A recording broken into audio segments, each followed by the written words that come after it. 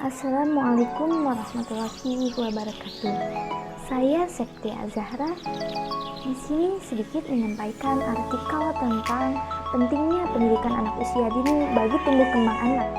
Anak usia dini berada dalam masa keemasan di sepanjang rentang usia perkembangan manusia. Masa ini merupakan masa periode yang sensitif. Selama masa inilah anak secara khusus mudah menerima stimulus-stimulus dari lingkungannya. Pada masa ini juga anak siap melakukan berbagai kegiatan dalam rangka memahami, menguasai dengan lingkungannya. Usia keemasan merupakan masa di mana anak mulai peka untuk menerima berbagai stimulasi dan berbagai upaya pendidikan dari lingkungannya, baik disengaja maupun tidak disengaja. Pada masa peka inilah terjadi pematangan fungsi-fungsi fisik dan psikis, sehingga siap merespon dan mewujudkan semua tugas-tugas perkembangan yang diharapkan muncul pada pola pikir perilakunya dalam keadaan sehari-hari. Pendidikan pada anak usia dini ini juga pada dasarnya meliputi seluruh upaya tindakan yang dilakukan pendidik dan orang tua dalam proses perawatan, pengasuhan, dan pendidikan pada anak dengan menciptakan aura dan lingkungan di mana anak dapat mengeksplorasi pengalaman yang diberikan kesempatan kepadanya untuk mengetahui dan memahami pengalaman belajar yang diperolehnya dari lingkungan melalui cara mengamati, meniru, dan mengeksperimen yang berlangsung secara berulang-ulang dan melibatkan seluruh potensi kecerdasan anak. Anak usia dini adalah kelompok anak yang berada dalam proses pertumbuhan dan perkembangan yang unik. Anak memiliki pola pertumbuhan dan perkembangan dengan koordinasi motorik halus dan motorik kasar, daya pikir, daya cipta, bahasa, dan komunikasi yang tercakup dalam kecerdasan intelektual, emosional, dan spiritual, atau kecerdasan agama, disebut juga dengan religius. Sesuai dengan perkembangannya, anak usia dini perlu diarahkan pada peletakan dasar-dasar yang tepat bagi pertumbuhan dan perkembangan manusia seutuhnya. Mansur pada tahun 2011 menyatakan proses pembelajaran pada anak usia dini hendaknya dilakukan dengan tujuan memberikan konsep-konsep dasar yang memiliki kebermaknaan bagi anak melalui pengalaman nyata yang memungkinkan anak untuk menunjukkan aktivitas dan rasa ingin tahu. Pembahasan yang pertama yaitu pendidikan anak usia dini. Jalur penyelenggara pendidikan anak usia dini berdasarkan Undang-Undang tentang Sistem Pendidikan Nasional dinyatakan bahwa PAUD adalah suatu upaya pembinaan yang ditunjukkan kepada anak sejak lahir sampai dengan usia 6 tahun yang dilakukan melalui pemberian rangsangan pendidikan untuk membentuk pertumbuhan dan perkembangan jasmani juga rohani agar anak memiliki kesiapan dalam memasuki pendidikan yang lebih lanjut. Undang-Undang Nomor 20 Tahun 2003 Bab 1 Pasal 1 Ayat 14. Di Indonesia ada beberapa lembaga pendidikan anak usia dini yang selama ini sudah dikenal oleh semua masyarakat luas. Pertama ada Taman Kanak-kanak atau TK, atau juga ada Raudatul Atfal RA.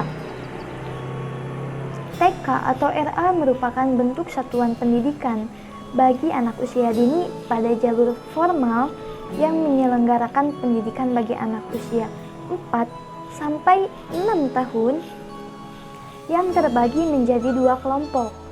Kelompok A untuk anak usia 4-5 tahun dan kelompok B untuk anak usia 5-6 tahun. Yang kedua, ada kelompok bermain atau playgroup. Kelompok bermain itu merupakan salah satu bentuk pendidikan anak usia dini pada jalur pendidikan non-formal yang menyelenggarakan program pendidikan sekaligus program kesejahteraan bagi anak usia 2 tahun sampai dengan 4 tahun. Yang ketiga, ada Taman Penitipan Anak atau disebut juga dengan TPA. TPA ini adalah salah satu bentuk pendidikan anak usia dini pada jalur pendidikan non-formal yang menyelenggarakan program pendidikan dan sekaligus pengasuhan dan kesejahteraan anak sejak lahir sampai dengan usia anak 6 tahun. Yang selanjutnya, landasan pendidikan anak usia dini. Ada landasan yuridis, landasan filosofis, dan landasan keilmuan. Karakter atau ciri khusus anak usia dini yaitu menumbuh kembangkan seluruh segi kemanusiaan anak didik. Dalam konteks kecerdasan ini berarti mengembangkan kecerdasan intelektual, emosional, dan kecerdasan spiritual, juga kecerdasan majemuk dan bentuk kecerdasan lainnya. Yang kedua, mendahulukan aktivitas yang mendorong partisipasi aktif agar anak didik merasa berbagai pengalaman yang melibatkan seluruh aspek kemanusiaannya, psikis dan fisik, jiwa raga, dan seluruh inderanya. Ketiga, menjadikan bermain sebagai roh bagi proses pembelajaran karena anak yang sedang bertumbuh kembang dengan belajarnya. Dan yang terakhir, menjadikan seni dan pendidikan fisik sebagai menu utama yang dilakukan dalam suasana yang penuh kegembiraan, menyenangkan, dan bebas. Dan ada juga tujuan pendidikan anak usia dini. Secara umum, tujuan pendidikan anak usia dini adalah mengembangkan berbagai potensi anak sejak dini sebagai persiapan untuk hidup dan dapat menyesuaikan. Secara khusus, tujuan pendidikan anak usia dini yaitu anak agar percaya akan adanya Tuhan dan mampu beribadah serta mencintai sesamanya. Anak juga dapat mampu mengelola keterampilan tubuhnya termasuk gerakan motorik kasar dan motorik halus, serta mampu menerima rangsangan sensorik. Anak juga mampu menggunakan bahasa untuk pemahaman bahasa pasif dan dapat berkomunikasi secara efektif sehingga dapat bermanfaat untuk berpikir dan belajar. Kesimpulannya, anak usia dini berada dalam masa keemasan di sepanjang rentang usia perkembangan manusia. Masa ini merupakan periode sensitif. Selama masa inilah anak secara khusus mudah menerima stimulus. Juga anak siap melakukan berbagai kegiatan dalam rangka memahami dan menguasai lingkungannya. Usia keemasan merupakan masa di mana anak mulai peka untuk menerima berbagai stimulasi dan berbagai upaya pendidikan dari lingkungannya, baik disengaja maupun tidak disengaja.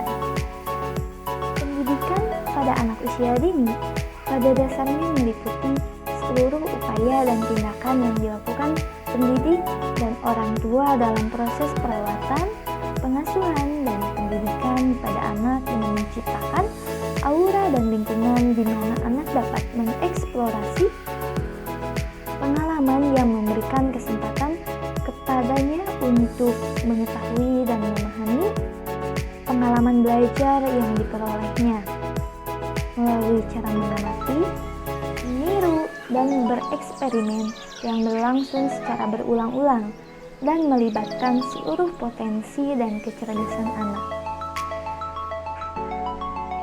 Sekian dari saya. Wassalamualaikum warahmatullahi wabarakatuh.